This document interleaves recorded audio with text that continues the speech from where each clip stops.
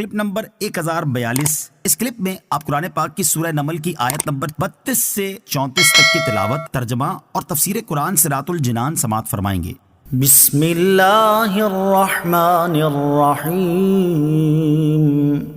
तर्जमा, अल्लाह के नाम से शुरू जो निहायत मेहरबान रहमत वाला है। قالت يا أيها الملأ أفتوني في أمري ما كنت قاطعة أمرا حتى تشهدون قالوا نحن أولو قوة وأولو بأس شديد والأمر إليك فانظري ماذا تأمرين۔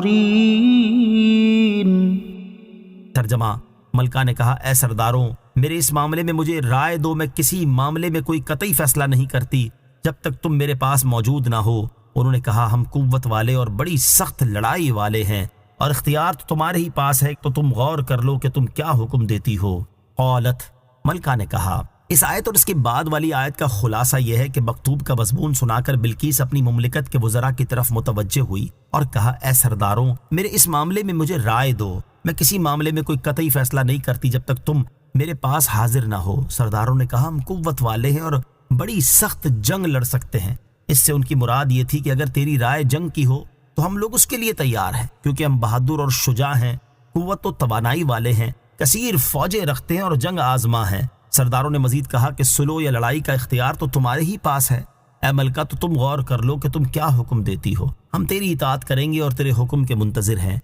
इस जवाब में उन्होंने ये इशारा किया कि उनकी राय जंग की है, या उस जवाब से उनका मकसद ये था कि हम जंगी लोग हैं, राय और मशवरा देना हमारा काम नहीं, तुम खुद साहिब अकल और साहिब तदबीर हो, हम बहरहाल तेरी इताअत करेंगे।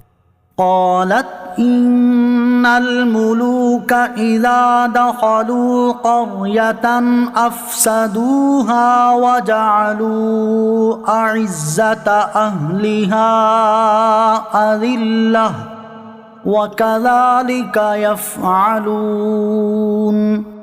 तर्जमा, उसने कहा, बेशक बादशाह जब किसी बस्ती में दाखिल होते हैं तो उसे तबाह कर देते हैं और उसके इज्जत वालों को जलील कर देते हैं, और वो ऐसा ही करते हैं।